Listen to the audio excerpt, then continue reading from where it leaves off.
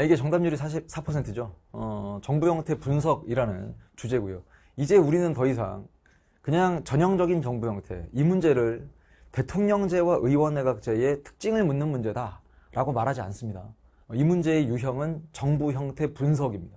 그러니까 뭐 정부 형태가 바뀐다든지 각각의 상황을 판단해서 이게 의원내각제면 뭐 단독내각이냐 연립내각이냐, 대통령제면 여대야소냐 여소야대냐, 이걸 판단하기 위해서 과반의 의석을 차지한 정당이 있는지 없는지를 확인해보고, 어차피 문제 조건에서 가장 중요한 건 요 내시기에 정부 형태가 2번이 바뀌었다.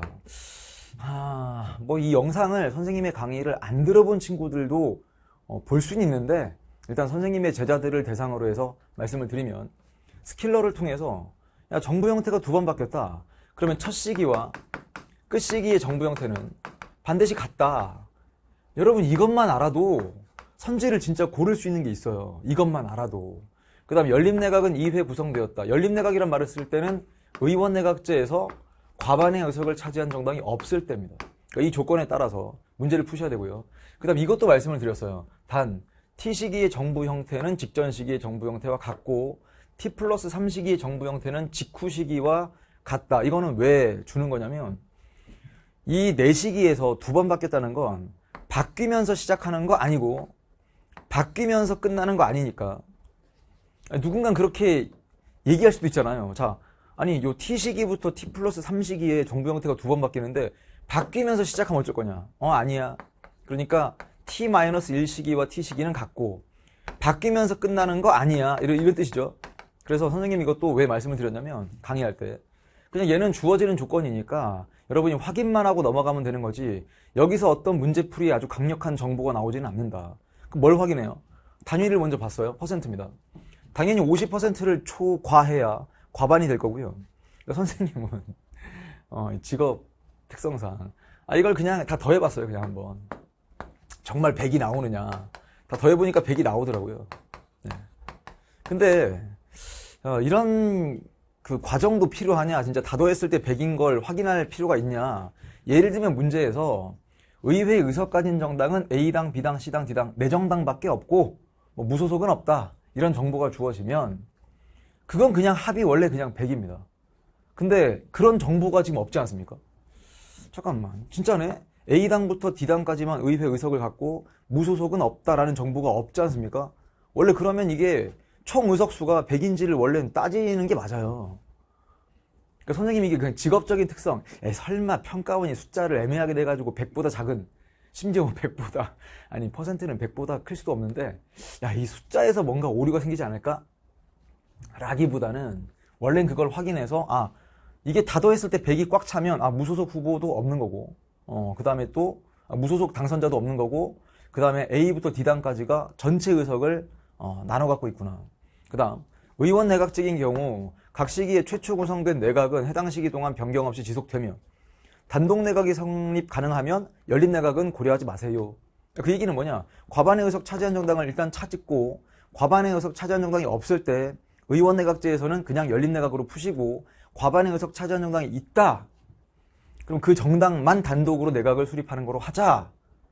왜냐면 이 현실 정치에서는 과반인데 다른 정당도 좀 몇 자리 주자. 뭐 예를 들어 장관 몇 자리를 주자. 그래서 우리가 뭐 연립내각, 뭐 연정 이런 말을 쓸 때도 있습니다. 근데 그런 건 고민하지 마시고 여기 나와 있죠. 과반의 의석 차지한 정당이 있을 때, 이럴 때 의원내각제라면 단독으로 내각을 수립할 수 있다면 연립내각은 고민하지 마세요. 각 시기 정부 형태는 해당 시기 내에서 동일하다.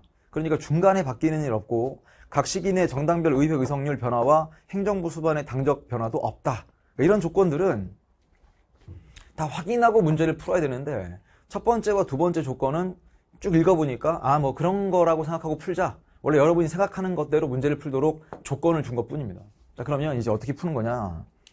보세요. 아까 이야기했지만 T시기는 과반의 의석 차지한 정당이 없어요. 이때도 없죠. 여기도 없죠. 근데 T 플러스 3시기에 과반의 의석 차지한 정당이 A당입니다. 그럼 이것만 보고 T 플러스 3시기가 의원내각제다? 이런 걸 알 수 있는 정보는 없어요. 왜냐면 대통령제에서도 이럴 수 있는 거고, 아니 대통령제에서도 이럴 수 있는 것 아닙니까? 만약에 과반의 의석 차지한 정당이 없다, 이게 대통령제와 결합되어 있다, 그러면 여소야대, 여소야대, 여소야대. 이때는 여대야소가 아니라 대통령이 A당 소속이어야 여대야소. 아니 A당이 과반인데 대통령이 B당이면 여소야대잖아요. 그러니까 이렇게 따지는 거고, 만약에 요 세 시기가 의원내각제다 그러면 연립내각, 요때는 뭐 단독내각. 근데 문제가 두 번은 바뀌어야 되니까 이 조건에 따라서 문제를 풀어주시는데, 자, 첫 번째 기억, T 플러스 3시기에 내각이 의회 예산권을 갖는다면 바로 쓰는 거죠. 이렇게 그러면 첫 시기와 끝 시기의 정부 형태가 같습니다. 그러니까 여기도 그냥 의라고 적는 거예요. 그러니까 이런 센스. 의회 의원은 강요를 겸직할 수 있다. 여러분 이것만 봐도 그냥 나와요. 스킬러를 통해서. 다음 두 번째, T 플러스 3시기에 행정부 수반의 소속 정당이 비당이면, 이거 무슨 말이죠? 과반의 의석 차지한 정당이 있는데 행정부 수반이 그 정당 소속이 아니면이죠. 그 얘기는 T 플러스 3시기가 대통령제입니다. 잘 보셔야 돼요. 그러면 이 조건에 따르면 이때가 대통령제면 당연히 T시기도 대통령제일 수밖에 없고요. 그럼 두 번은 바뀌어야 돼요.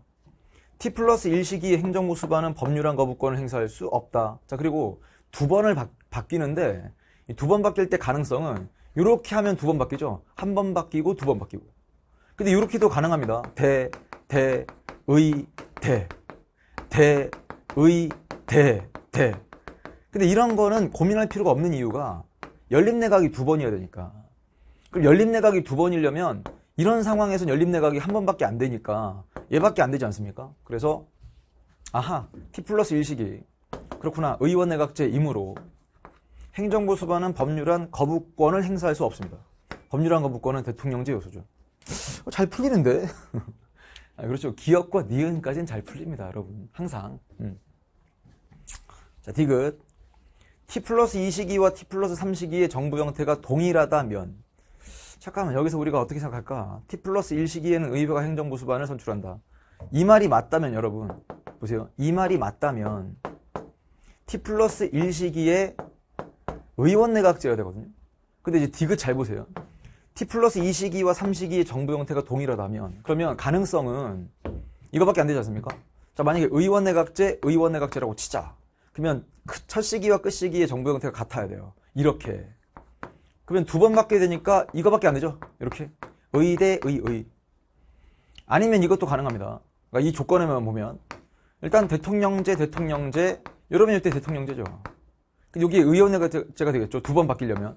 근데 아까도 얘기했듯이 연립내각이 두 번이어야 되는 거니까 잠깐만, 이건 안 되는 거구나. 이렇게. 그러니까 연립내각이 두 번이라는 건 연립내각, 단독내각, 굿. 그러니까 요 조건밖에 안 되는 거예요. 그러면 적어볼게요. 얘가 의원내각제, 얘가 의원내각제고, T 플러스 1시기는 대통령제이므로 의회가 행정부 수반을 선출하진 않고요. 행정부 수반은 국민의 선거를 통해 선출이 됩니다. 풀만한데? 그럼요. 항상 모든 건 해설을 들을 때는 풀만합니다. 자, 리을 가겠습니다. T 플러스 1시기와 T 플러스 2시기의 정부 형태가 동일하고 T 플러스 3시기의 행정부 수반의 소속 정당이 A당이면 T 플러스 3시기 행정부 수반이 제출한 법률안이 의회에서 통과될 가능성이 높다. 자, 이거 보세요.